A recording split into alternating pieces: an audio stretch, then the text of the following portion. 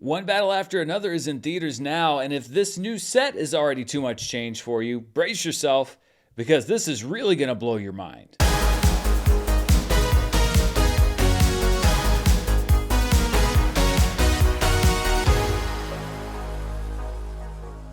Hello everybody, I'm Dan Murrell here with my review of One Battle After Another, and yes, you may notice that the set looks a bit different.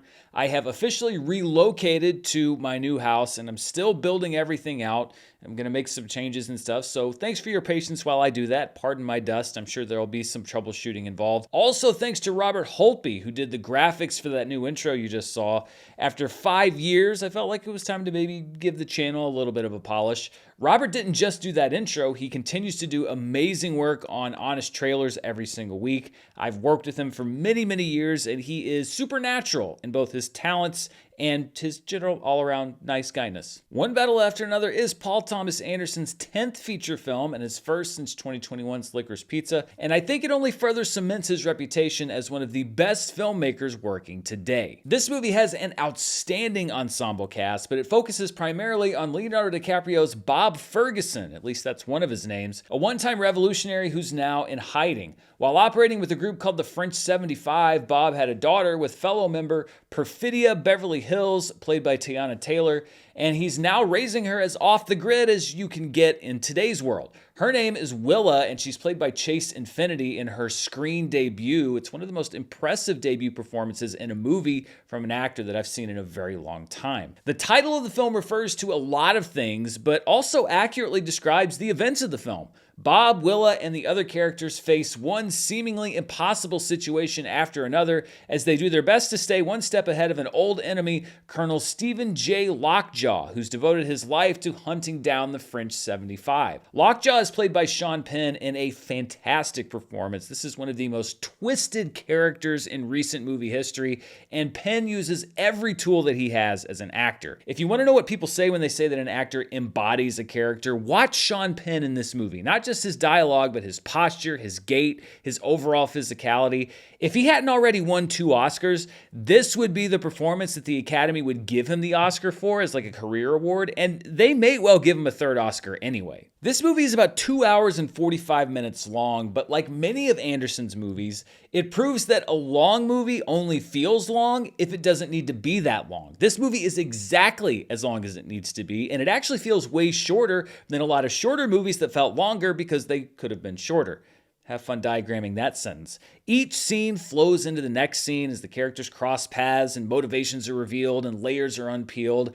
And every character in this movie is fascinating, and they're all played by great actors. Leonardo DiCaprio is a great actor, everyone knows that, but I like that he's also letting his roles age with him. Bob was a great revolutionary in his day, but now he's a burnout, 2 steps behind everyone else and struggling to keep up, sometimes literally. He is a spaced out, robe-wearing stoner in the tradition of Jeff Lebowski with just a little bit more motivation. As with many of his roles, DiCaprio brings a lot of humor to this part, especially in multiple conversations with the revolutionaries who have taken his place and don't quite recognize his importance in the past. I'd argue that no one is better at picking projects than Leonardo DiCaprio, and he picked a great movie and a great role once again. Chase Infiniti, as I mentioned, gives a great performance as Bob's daughter. Her small screen breakout already happened on the series' Presumed Innocence, but this role should put everyone on notice that her talent is worth paying attention to in any medium. Shawn Penn is able to play a heavy that is simultaneously both intimidating and pathetic,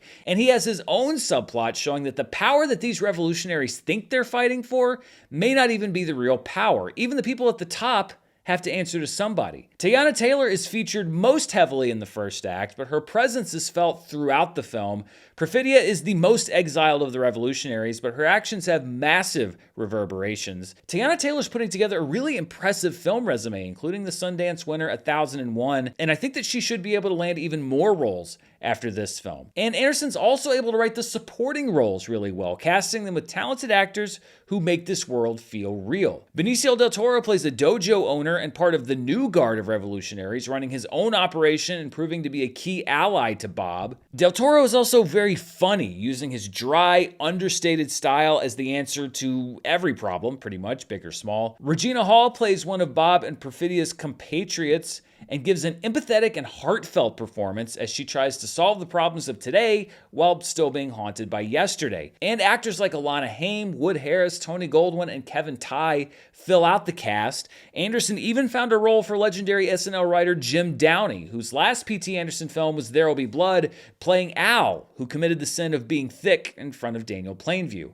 It's a great cast, and it's paired with some incredible filmmaking, starting with cinematographer Michael Bauman, who also shot Licorice Pizza. This movie feels kinetic from beginning to end, culminating with a really suspenseful sequence that conceptually has been done so many times before, but it's shot so well and in such an unexpected way that it feels like something new. I thought to myself, that's how you film a climax while watching the movie. Credit for that also has to go to editor Andy Jurgensen, who was also Anderson's collaborator on Licorice Pizza, and it's all tied together with a score by Johnny Greenwood in his sixth collaboration with Anderson. His scoring of narrative films began with There'll Be Blood in 2007, and I hope that we get to see a lot more collaborations between these two in the future. One Battle After Another is one of those movies where I sat down to write the review, and it all just kind of came pouring out of me. There's so much I wanted to talk about, and that's just the stuff that I can say without spoiling anything.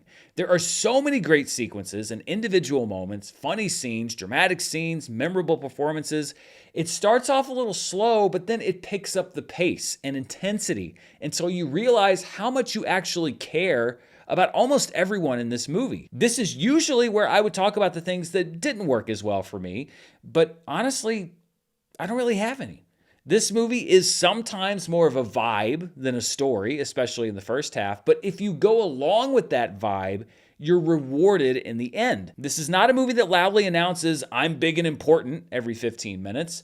It's just a good story with well-written characters about multiple generations of people who believe they're fighting the good fight. It's about the mistakes that they make along the way and the hopes that they have that those mistakes may pave the way to a better future for the next group that comes along. Warner Brothers took a big financial risk bankrolling this movie, about $130+ million, and I don't know if that's going to pay off at the box office, but it pays off on screen. Luckily for them, should this movie tear a hole in the financial dam at the studio, they could just stuff some Minecraft money into it. This is a movie that deserves to be subsidized. As you'll probably be able to predict, my rating on this movie is a see it now.